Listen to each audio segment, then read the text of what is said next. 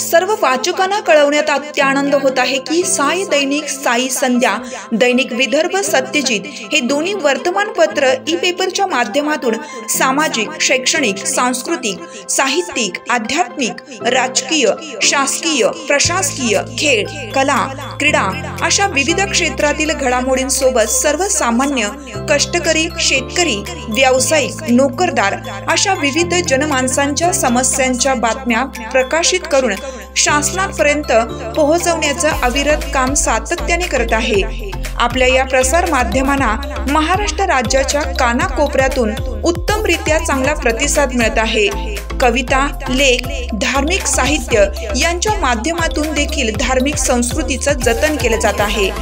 वाचकांकडून चांगला प्रतिसाद मिळत असून याचबरोबर दैनिक Vidarbha Satyajit YouTube news channel व दैनिक विदर्भ सत्यजित न्यूज पोर्टल हे प्रसार माध्यम सुद्धा सुरू आहे। हे सर्व समस्त वाचक, जाहिरातदार, बंधू भगिनी आणि आमचे प्रतिनिधी व संपादक मंडळाच्या सहकार्यामुळे शक्य होत आहे। वाचकांकडून मिळत असलेल्या उत्तमरित्या प्रतिसादाबद्दल संपादक मंडळ आपले आभारी आहे। बातम्या व जाहिरातीसाठी संपर्क संपादक उद्धव फंगाळ, मोबाईल नंबर 9511446111।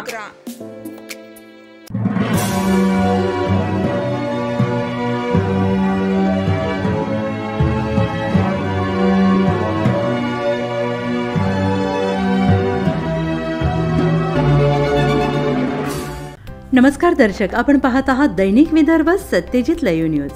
आमचे प्रतिनिधी डॉक्टर आशिष तिवारी मंठा यांनी दिलेल्या माहितीनुसार मंठा शहरात श्री लक्ष्मीनारायण भगवान मूर्तीची भव्य शोभायात्रा। शहरात श्री लक्ष्मीनारायण भगवान प्राणप्रतिष्ठा सोहळ्यानिमित्त मंगळवार तारीख 20 रोजी बाजार समिती प्रांगणातून श्री लक्ष्मीनारायण मंदिरापर्यंत भव्य शोभायात्रा काढण्यात आली। भारतरत्न डॉक्टर बाबासाहेब आंबेडकर यांच्या पुतळ्याजवळ मिरवणूक थांबवून बाबासाहेबांना पुष्पहार अर्पण करून अभिवादन करण्यात आले।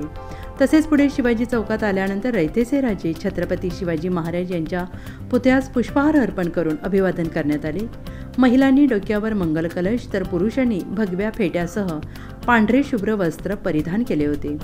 सजवलेल्या रथातून श्री लक्ष्मी व लोभस व मनोहरी मूर्ती स्थापन करण्यात आली होती। श्री लक्ष्मीनारायण भगवान की जय या जयघोषात वाद्य वाजवत श्री लक्ष्मीनारायण व श्री गणरायाची मिरवणूक शहरातील मुख्य रस्त्याने फटाक्यांची आतिषबाजी आणि फुलांची उधळण करून काढण्यात आली। या शोभायात्रेत समाजबांधव व महिला मोठ्या संख्येने उपस्थित होत्या। सायंकाळी दिग्रस येथील श्याम बाबा का जम्मा जागरण कार्यक्रमाचं आयोजन करण्यात आलं होतं। ब्रह्मवृंद यांच्या होम हवन व धार्मिक विधी सुरू असून गुरुवार तारीख 22 रोजी महाप्रसादाचे आयोजन करण्यात आलेलं आहे। सर्व भाविक भक्तांनी महाप्रसादाचा लाभ घ्यावा असे आवाहन समस्त राजस्थानी समाजाच्या वतीनं करण्यात आले आहे।